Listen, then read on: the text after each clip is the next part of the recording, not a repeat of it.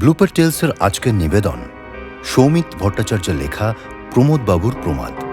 এটি একটি অরিজিনাল গল্প। চিত্রনাট্য রুয়াম চ্যাটার্জি। গল্পের পরিচালক সপ্তপর্ণী পাঠক। শুরু হচ্ছে আজকের গল্প। ছোটখাটো কয়েকটা কাজ সেরে প্রমোদবাবু বারান্দায় এসে বসলেন। নভেম্বর মাস প্রায় শেষের দিকে। দুপুরবেলার এই সময়টায় তাঁর একচিলতে বারান্দাটায় এসে দাঁড়ালে হালকা রোদের মধ্যেও বাতাসের শীতের আমেজ বেশ ভালোই বোঝা যায়। প্রতিদিন স্নান খাওয়ার পাট চুকিয়ে তাই ভদ্রলোক কিছুটা সময় বারান্দায় এসে বসেন। মাঝে মাঝে সেখানে বসে বই পড়ে বা গান শুনে সময় কাটান। বিপত্নিক মানুষটি রিটায়ার করেছেন সদ্যই, আর চাকরির উত্তর জীবন তাঁর কাছে যেন ক্রমশই অসহনীয় হয়ে উঠছে। বিগত 6 থেকে 7 মাসের ঝাড়া হাত পা জীবনে নিজের আলস্য দেখে তিনি নিজেই অতিষ্ঠ হয়ে উঠেছেন। স্ত্রীগত হওয়ার পরে সাধারণ দোতলা এই বাড়িটিতে এখন মানুষ বলতে তিনি, তাঁর চাকর অমর এবং অমরের 5 বছর বয়সী কন্যা নীরা। ঘরের সব কাজটাজ সেই দেখাশোনা করে, ফলে আজকাল হাতে বিশেষ কোনো কাজ থাকে না তাঁর। কাজ পাগল মানুষ, তাই ধীরে ধীরে মানিয়ে নিতে ক্রমশ দম বন্ধ হয়ে আসে প্রমোদ বক্সীর। যদিও আজ তাঁর মনে বিরক্তির লেশমাত্র নেই, বরং খুশির একটা পালক যেন তীর তীর করে তাঁর মনের মধ্যে উড়ে বেড়াচ্ছে কোথাও। বারান্দায় ইজি চেয়ারে গা এলিয়ে দিয়ে বেশ প্রসন্ন দৃষ্টিতে প্রমোদবাবু তাকালেন সামনের নাতিদীর্ঘ উঠোনের দিকে। বহুদিন সযত্নে লালিত এক স্বপ্ন আজ পূরণ করেছেন তিনি। উঠোনের একপাশে ছোট রান্নাঘরের গা ঘেঁষে দাঁড়িয়ে থাকা 4 চাকা গাড়িটির গায়ে ঝলমল করছে নরম রোদ। গাড়িটা সেকেন্ড হ্যান্ড হলেও বেশ ভালো কন্ডিশনেই পেয়েছেন প্রমোদবাবু। কলকাতায় এক পরিচিতের এজেন্সি থেকে এ গাড়ির সন্ধান পান। খরচাপাতি বিবেচনা করে আর কাল বিলম্ব করেননি প্রমোদ, বরং নতুন বউয়ের মতো যত্নের সাথে ঘরে তুলেছেন তাকে। এবার জলদি লাইসেন্সিংটা করিয়ে নেবেন ভাবলেন তিনি। শীতের বিকেল নেমে আসছে মফস্বলের বুকে। না, এবার ওঠা যাক। এই ভেবে চাদরটা ভালো করে জড়িয়ে নিয়ে দোতলায় নিজের ঘরের দিকে চলে গেলেন প্রমোদবাবু।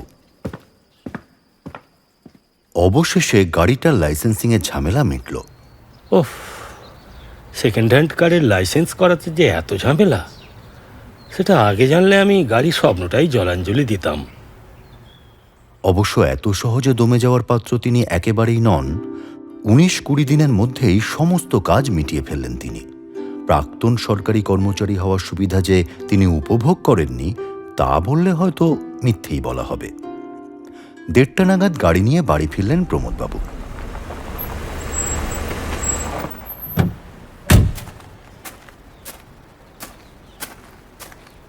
অমর, আজ চান করে একটু আগেই খেয়ে নেব, রান্নাটা সেরে ফেলিস। রান্নাঘর থেকে অমর জানিয়ে দিল, ঠিক আছে বাবু, আমার রান্না প্রায় শেষ। যাক, নিশ্চিন্ত হওয়া গেল। স্নান করে কিছুক্ষণ বসার পর তবে খাওয়া ওনার স্বভাব। যদিও আজ বেশ উৎসাহিত হয়ে আছেন প্রমোদবাবু, ভাবছেন বিকেলে গাড়ি চালিয়ে একটু হাওয়া খেতে বেরোবেন। এসব 7-5 ভাবতে ভাবতে স্নান ঘরের দিকে এগোলেন তিনি। আয়নার সামনে দাঁড়িয়ে মাথা মুছতে মুছতেই ব্যাপারটা খেয়াল করলেন প্রমোদ। লম্বা আয়নাটার ঠিক বিপরীত দিকেই তার ঘরের দরজা।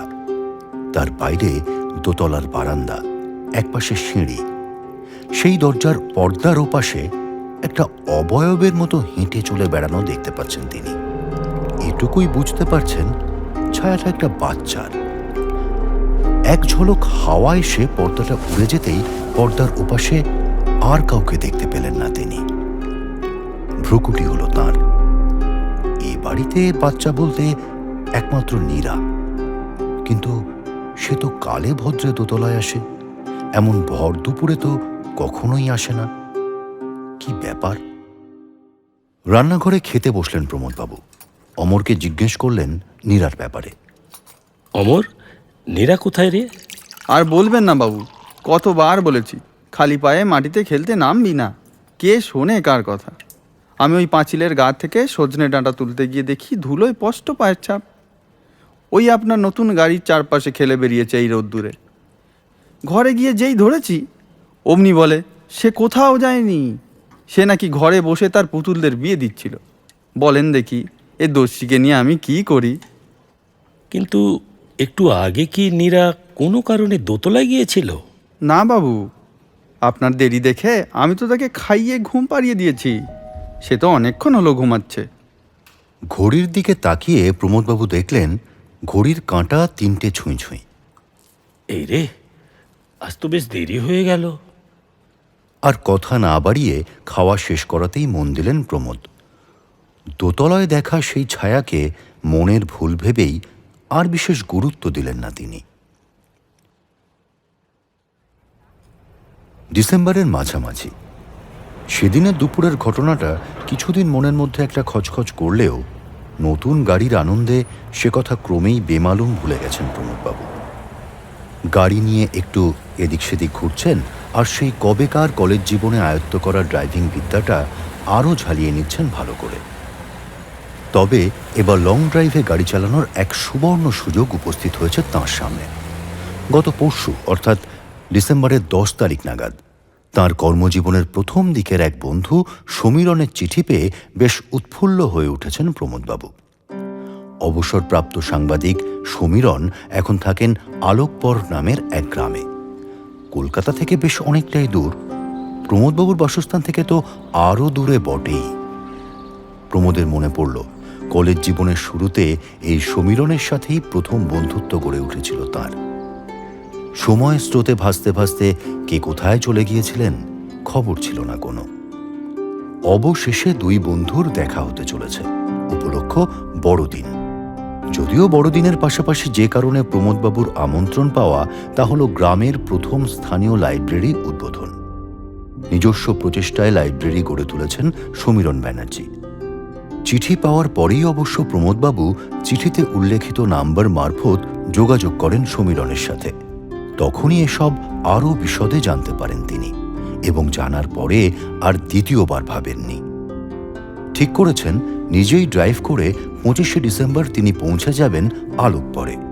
চাক্ষুষ করবেন তার পুরনো বন্ধুর এই কর্মযজ্ঞ। প্রমোদবাবু খোঁজখবর নিয়ে হিসেব করে দেখেছেন এখান থেকে 24শে রাতে বেরোলে পরদিন সকাল সকাল পৌঁছে যেতে পারবেন সে গ্রামে। রাতে ড্রাইভ করে এতটা যাওয়ার পক্ষপাতী না হলেও এছাড়া কোনো উপায় তিনি দেখছেন না আর। কতকটা বাধ্য হয়েই যাত্রার প্রস্তুতি নিতে শুরু করলেন তিনি।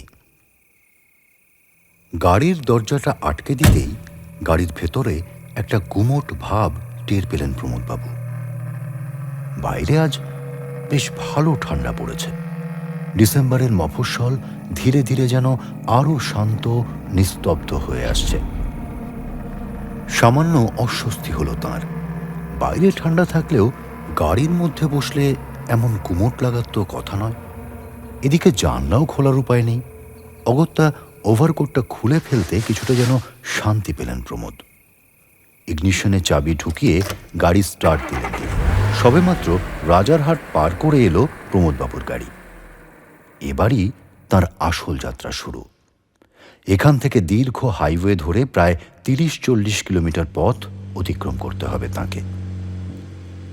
ঘড়িতে প্রায় 2:45। প্রায় 3 থেকে 3.5 ঘন্টা এক টানা গাড়ি চালিয়েছেন প্রমোদবাবু। এবার একটু থেমে কিছু খেয়ে নেওয়া দরকার। রাস্তার একপাশে গাড়ি দাঁড় করালেন তিনি। হঠাৎই একটা অদ্ভুত ব্যাপার খেয়াল করলেন প্রমোদবাবু। এতক্ষণ স্বাভাবিক থাকলেও গাড়ির ভেতরটা এখন যেন অস্বাভাবিক ঠান্ডা। এটাও কি তার মনের ভুল? ঠান্ডা কম লাগতে পারে ভেবে ওভারকোটটা আবার গায়ে চাপিয়ে নিলেন প্রমোদবাবু। কিন্তু না, গাড়ির মধ্যে ঠান্ডা তো কোনোভাবেই কমছে না। ভীষণ বিরক্ত হলেন প্রমোদ। বেরিয়ে এলেন গাড়ি থেকে। পাশ থেকে হু হু করে বেরিয়ে যাচ্ছে শীতের হাওয়া। কখনো কখনো একটা দুটো গাড়ি চলে যাচ্ছে পাশ থেকে। অদূরে রাস্তার একপাশে একটা ছোট্ট আবছা আলো দেখতে পাচ্ছেন তিনি। এভাবে বাইরে দাঁড়িয়ে থাকাও তো নিরাপদ নয়। কি করবেন বুঝতে না পেরে গাড়িতেই এসে বসলেন প্রমোদবাবু। আর এসেই একটা জিনিসের চোখ পড়ল তাঁর। এটা কোত্থেকে এলো? গাড়ির পিছনের সিটে রাখা রয়েছে একটা প্লাস্টিকের পুতুল, সাধারণ পুতুল। শুধু উল্লেখযোগ্য এই যে পুতুলের মাথায় যে সোনালি চুলগুলো থাকার কথা সেখানে কিছুই নেই। ন্যাড়া মাথা পুতুলটা অদ্ভুতভাবে পড়ে আছে সিটের ওপর। দীর্ঘদেহী গাছগুলোর মাঝ বরাবর চলে যাওয়া এই খোলা হাইওয়ের পাশে নিজের গাড়ির সামনে দাঁড়িয়ে প্রমোদবাবু যা অনুভব করলেন তাকেই হয়তো ভয় বলা চলে। লোকটাকে অনেকক্ষণ ধরে লক্ষ্য করছে কানাই। নেশার ঘরে থাকলেও সে যে ভুল দেখছে না এ বিষয়ে সে একেবারেই নিশ্চিত। প্রায় আধ ঘন্টা হয়ে গেল ওই কিছুটা দূরে গাড়ি দাঁড় করিয়ে রেখেছে লোকটা, আর তারপর থেকে একবার বাইরে আসছে, একবার ভেতরে গিয়ে বসছে, পরক্ষণেই আবার বাইরে এসে দাঁড়াচ্ছে।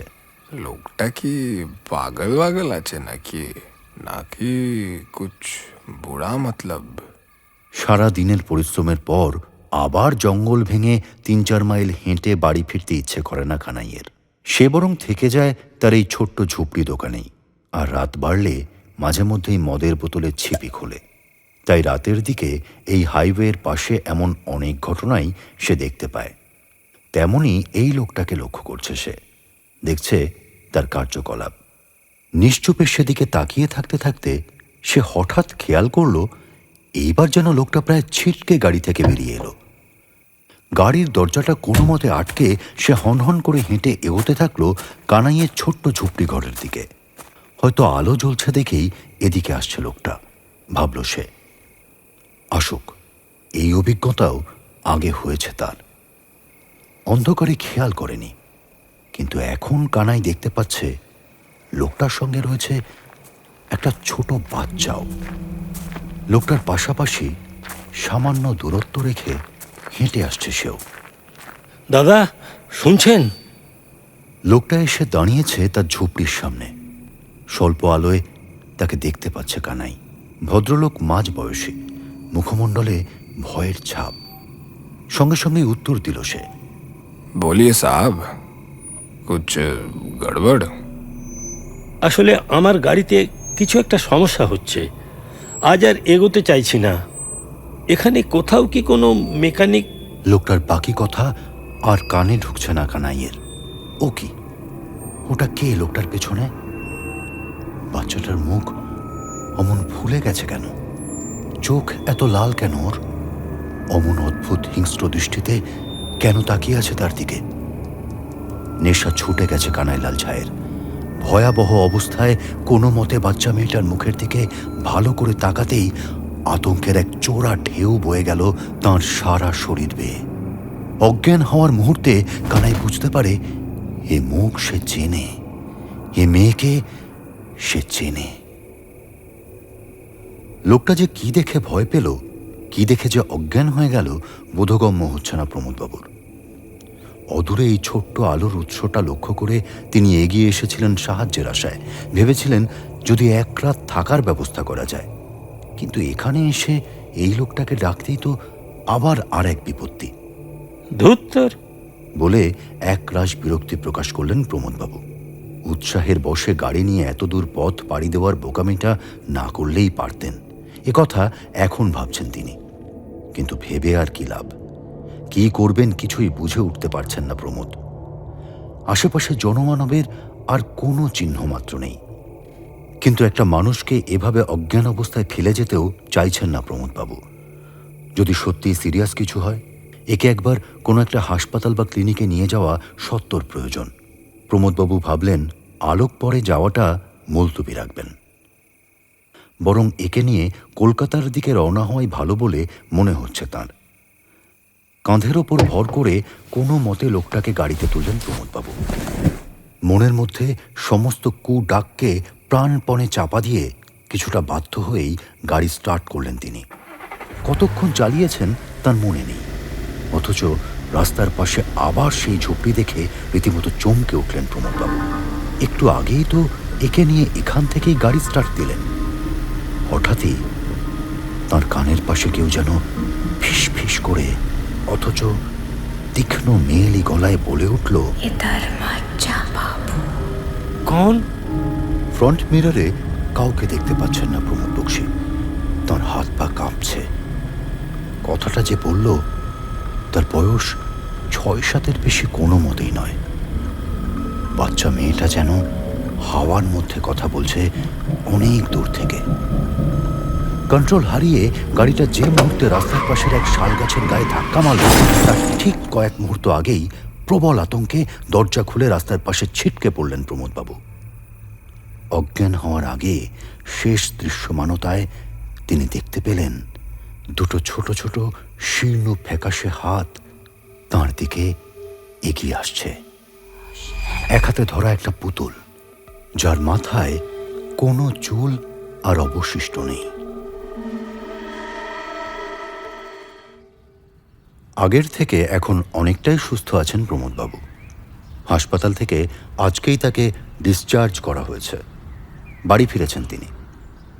ভয়ঙ্কর সেই রাতে অ্যাক্সিডেন্টের পরে ঠিক কি হয়েছিল মনে নেই প্রমোদের। ভোরবেলা তাকে রাস্তার পাশে পড়ে থাকতে দেখে ওই এলাকার কিছু কাঠুরে তাকে উদ্ধার করে নিয়ে আসে, ভর্তি করে হাসপাতালে। তবে গাড়িটা আর ফেরত পাবেন বলে মনে হয় না তার। পুলিশ গাড়িটা সিজ করে নিয়ে গেছে। যদিও কুখ্যাত অপরাধী কানাইলাল ঝায়ের মৃতদেহ তাঁর গাড়িতেই বা কি করছে সে বিষয়ে এখনো কিছু আলোকপাত করতে পারেনি পুলিশ। তাঁরা জানিয়েছে তাকে আরও একবার জিজ্ঞাসাবাদ করা হবে, কারণ হাসপাতালে সে সুযোগ পাওয়া যায়নি। কিন্তু পুরো বিষয়টাই বিচ্ছিরি এক দুঃস্বপ্নের মতো মনে হচ্ছে প্রমোদবাবুর। ঘটনা প্রবাহের ছেঁড়া ছেঁড়া টুকরোগুলোকে তিনি কিছুতেই মেলাতে পারছেন না। সন্ধ্যা নাগাদ দায়িত্বপ্রাপ্ত ইনভেস্টিগেটিং অফিসার সাম্যব্রত নিজে প্রমোদবাবুকে জিজ্ঞাসাবাদ করতে এলেন। আপনি বলছেন আপনি ওকে চেনেনই না, অথচ অচেনা একটা লোককে এত রাতে লিফট দিয়ে দিলেন? আমি ওকে লিফট দিইনি, বিশ্বাস করুন। সমস্ত ঘটনাই আরও একবার খুলে বললেন প্রমোদবাবু। পুলিশ তার কথা বিশ্বাস করেনি। আর সেটা হয়তো অস্বাভাবিক কিছু নয়, কিন্তু আজ কোনো অজ্ঞাত কারণে সাম্যব্রত সবটাই মন দিয়ে শুনলেন। একটু দ্বিধার সঙ্গে বললেন, আপনাকে কিছু কথা বলছি। আশা করছি আপনি বাইরের কাউকে কিছু জানাবেন না, যেন আমাদের মধ্যে এই কথা কোনোদিন হয়নি। সম্মতিতে মাথা নাড়লেন প্রমোদবাবু। এই কানাইলাল ঝায়ের নাম পুলিশের খাতায় বহু বছর ধরে আছে। ডাকাতি, খুন, এর বিরুদ্ধে অভিযোগ বিস্তর।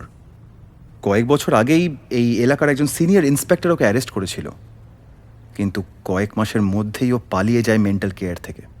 হ্যাঁ, কি বলছেন? হ্যাঁ, ও শুধু অপরাধী নয়, মানসিকভাবেও বিকৃত। এরপর কেস ফাইল ঘাঁটতে গিয়ে আমি এমন অনেক ব্যাপার দেখেছি যার উত্তর আমার নিজের কাছেও নেই। কি ব্যাপার? ঘটনাটা প্রায় ৬-৭ বছর আগের। সে সময় তদন্ত চলাকালীন প্রচুর মানুষকে জিজ্ঞাসাবাদ করতে হয়েছিল। সেখান থেকেই জানা যায় কানাই ওই হাইওয়ের পাশে একটা ঝুপড়ির দোকান চালাতো। যদিও সেটা ছিল এক প্রকারের আই ওয়াশ। ওর আসল ব্যবসা ছিল নির্জন এলাকাটাকে ব্যবহার করে ভিন্ন রাজ্যে অস্ত্র পাচার। কোনোভাবে ওর ওপর একটা বাচ্চা মেয়ের দায়িত্ব এসে পড়ে। মেয়েটির মাত্র ৫-৬ বছর বয়স তখন।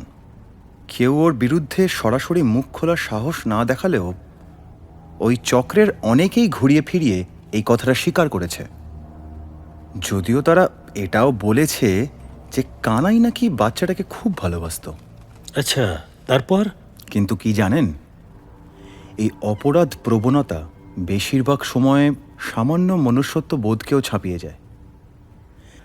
ডাকাতি করার এক অনবদ্য ছক কষল কানাইলাল।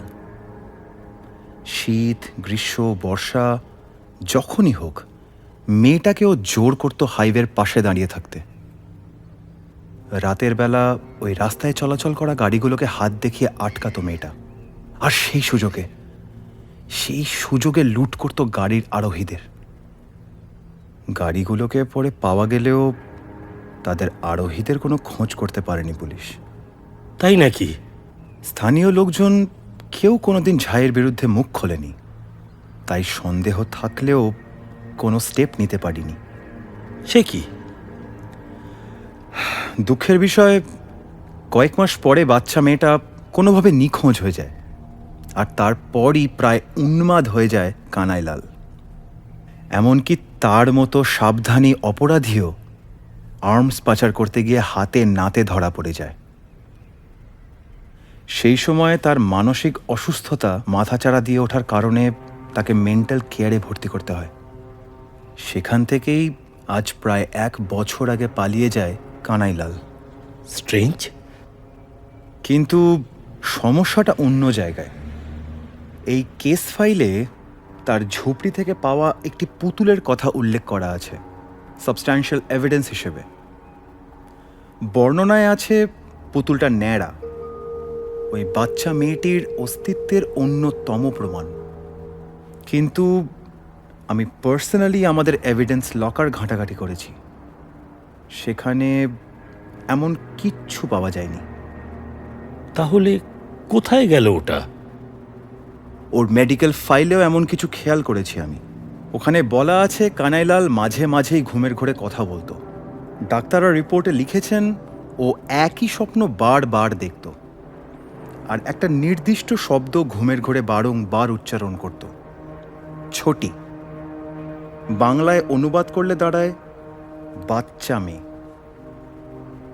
আরেকটা বিষয়, আপনি বলছেন কানাই ওই ঝুপড়ি ঘরে বসেছিল। পুরনো সেই পুলিশ রিপোর্ট অনুযায়ী ঝুপড়িটা ওকে প্রথমবার অ্যারেস্ট করার সময়তেই তুলে দেওয়া হয়। আপনার অ্যাক্সিডেন্টের পর দিন আমরা শুধু রাস্তার পাশ বরাবর নয়, ওই পুরো এলাকাটা খোঁজাখুঁজি করেও কোনো ঝুপড়ি দোকান খুঁজে পাইনি। প্রমোদবাবু শুনছিলেন। সবকিছু পরিষ্কার হওয়ার আগেই যেন আরও জট পাকিয়ে যাচ্ছিল, কিন্তু একটা শেষ চেষ্টা তিনি করবেন। প্রমোদ বক্সী জানেন এখন একটা জায়গাতেই 2-2-4 করার সুযোগ পাবেন তিনি। যা রেকমেন্ডেশনে গাড়িটা কিনেছিলেন এজেন্সির সেই এজেন্ট বিনোদ তার কাছে। গাড়িটা কিন্তু আমাদের এজেন্সির ডিরেক্ট প্রপার্টি নয়। প্রমোদ জানতেন আজ ঠিকই মুখ খুলবেন বিনোদ। প্রথম দিন কিছুতেই রাজি হননি, শেষে পুলিশের ভয় দেখাতে বাধ্য হয়েই রাজি হয়ে যান উনি। ডিরেক্ট প্রপার্টি নয় মানে কি বলতে চাইছেন? দেখুন প্রমোদদা, আমরা যে গাড়িগুলো কাস্টমারকে রেকমেন্ড করি সেগুলো পেপার ওয়ার্ক করে পুরনো মালিকদের কাছ থেকে নেওয়া হয়। আপনার গাড়িটা কিন্তু সেই প্রসেসে আসেনি। আশ্চর্য। এটা প্রায় 6 বছর আগের কথা। আমাদের এজেন্সির মালিক একদিন নিজেই আমার কাছে আসেন। দেখুন, আমি সিনিয়র, তাই আমাকে এই অনুরোধটা করেন। এই গাড়িটা ছিল ওনার কোনো এক বন্ধুর। কিছু একটা গন্ডগোল তো ছিলই, তাই কোনো লিগ্যাল প্রসেসে যাওয়া যাবে না এটা কিন্তু উনি স্পষ্ট করে দিয়েছিলেন। দেখুন, আমি সহজ সরল মানুষ, কোনো ঝামেলায় জড়াবো না ভেবেই বাতিল কিছু প্রোফাইল থেকে একটা প্রোফাইল বেচে সেই নামে গাড়িটাকে লিস্টেড করি। বাবা, বেশ লোক তো মশাই আপনি। সেদিন কাজকর্ম সেরে ছুটির ঠিক আগে যখন বসের ঘরে যাই, ঘরে ঢোকার আগেই দাঁড়িয়ে পড়েছিলাম, কারণ ভিতরে কেউ একজন ছিলেন যিনি বেশ উত্তেজিতভাবে কথা বলছিলেন। সেদিনের কিছু কথা আমি আড়ি পেতে শুনতে পেয়েছিলাম। কি কি বলছিলেন উনি? ভদ্রলোক বসকে বেশ উত্তেজিতভাবে কোনো একটা অ্যাক্সিডেন্টের কথা বলছিলেন। রাজারহাট ছাড়িয়ে শহর থেকে বেশ দূরে হাইওয়ের পাশে দাঁড়িয়ে থাকা একটা বাচ্চা মেয়েকে উনি নাকি মদ্যপ অবস্থায় গাড়ি চাপা দিয়ে মেরে ফেলেছিলেন, আর তারপর নিজের প্রভাব খাটিয়ে পুরো ব্যাপারটাকেই ধামাচাপা দিয়ে ফেলেন। সেই অভিশপ্ত দিনের পর থেকে বাচ্চা মেয়েটা এখনো প্রত্যেক দিন রাতে তার প্রাণ নিতে আসে। হ্যাঁ, এইটুকু শুনেই আমি আর সেখানে দাঁড়াইনি। অপ্রিয় সত্যির সামনে দাঁড়াতে হয়তো ভয় পেয়েছিলাম, যদিও সেই ব্যক্তির কোনো পরিচয় আমি সেই সময় পাইনি, পরে পেয়েছিলাম। কিন্তু এইটুকু বুঝেছিলাম, যেই গাড়িটা আমাকে লিস্ট করতে বলা হয়েছিল তিনিই তার মালিক। নিজের কুকর্ম চাপা দিতে এই পথ নিয়েছেন। নিজের প্রতি রাগ হচ্ছিল কিছু যাচাই না করেই এই কাজটা করার জন্য, কিন্তু উপায় নেই। চাকরি বাঁচাতে হয়তো এটাই করতে হতো আমায়। ক্ষমা করবেন, ওই গাড়িটাই আপনাকে রেকমেন্ড করা। লস হলেও ইচ্ছে করেই কম দামে আপনাকে অফার করা হয়েছিল গাড়িটা, কারণ আমার লিস্টিংয়ে এটাই একমাত্র গাড়ি ছিল যেটা এত বছরেও বিক্রি হয়নি। তাই বাধ্য হয়েই আপনাকে। বাদ দিন, কিন্তু একটা প্রশ্নের উত্তর দিন তো আমায়। গাড়ির পুরনো মালিক সেই লোকটা কে ছিলেন? এটা অন্তত আমাকে বলতে অনুরোধ করবেন না প্রমোদদা। তবে অন্য একটা ঘটনা বলি। বসের কোনো এক পুরনো বন্ধু ভর্তি ছিলেন মেন্টাল কেয়ারে। আপনি বললে বিশ্বাস করবেন না, কিন্তু এই গত ডিসেম্বরের 16 তারিখ নিজের বাড়িতে হঠাৎই তার মৃত্যু হয়। আমি খোঁজ নিয়েছিলাম। এই ঘটনার মাত্র 2 মাস আগে তিনি সম্পূর্ণ সুস্থ অবস্থায় মেন্টাল কেয়ার থেকে বাড়ি ফিরেছিলেন। যাই হোক, যেদিন এই খবর এলো, বস আমাকে জানিয়েছিলেন যে গাড়িটা আর রাখা যাবে না। 2-2 4 করতে আমার অসুবিধা হয়নি। আমার বিশ্বাস দুজন ব্যক্তি একই। ট্রমা সহ্য করতে না পেরে উনি বোধহয় পাগল হয়ে গিয়েছিলেন। যদিও সমস্তটা আমার অনুমান, আর মরা মানুষের নামে অজান্তে মিথ্যে বলতেও চাই না, তবে এইটুকু বলতে পারি, ভদ্রলোক একজন রিটায়ার্ড সাংবাদিক ছিলেন। ব্যাস। সব প্রশ্নের উত্তর বোধহয় পেয়ে গেলেন প্রমোদবাবু। দোতলায় দরজার বাইরে সেই ছায়া, গাড়ির পাশে পায়ের ছাপ, কানাইয়ের ভুল বকা, অ্যাক্সিডেন্ট, বাচ্চা মেয়ে, সব যেন মিলে যাচ্ছে পরপর।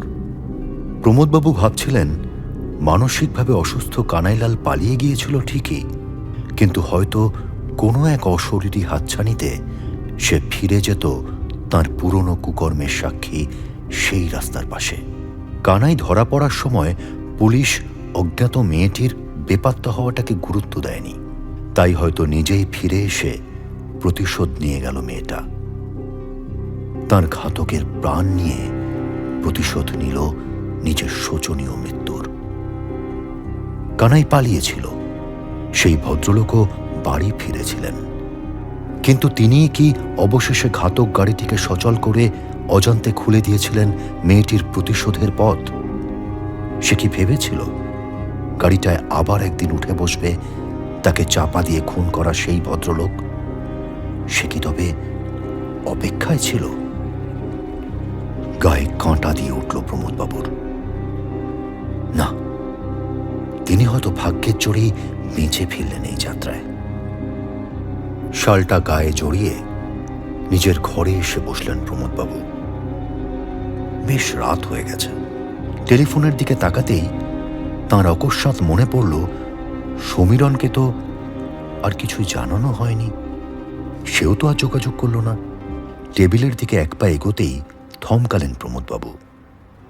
তাঁর স্পষ্ট মনে আছে টেলিফোনের পাশেই রেখেছিলেন ওটা। সব বইপত্র ছড়িয়ে ঘাঁটলেন, কাগজপত্র যা ছিল সব কিছু সরিয়ে ফেলেও খুঁজলেন, তবুও কোথাও তার চিহ্ন মাত্র নেই। সমীরণের পাঠানো চিঠিটা তিনি কিছুতেই খুঁজে পাচ্ছেন না। শুনলেন আজকের গল্প প্রমোদবাবুর প্রমাদ। ন্যারেটর অভিজিৎ বিশ্বাস, প্রমোদবাবু সন্দীপ দাস, অমর নবীন অধিকারী, কানাই উজান সেনগুপ্ত, সাম্যব্রত অনিক চ্যাটার্জি, বিনোদদা Ankit Som, female voice Madhura Bhattacharya, audio recording Ujan Sengupta, sound design Shubhashis Biswas, mixing and mastering Arjun Chatterjee, music composer Ujan Sengupta, produced by Blooper House Studios. এরকম আরও ভালো ভালো গল্প শুনতে অবশ্যই সাবস্ক্রাইব করুন ব্লুপার টেলসের ইউটিউব চ্যানেল। লাইক এবং শেয়ার করতে ভুলবেন না প্লিজ।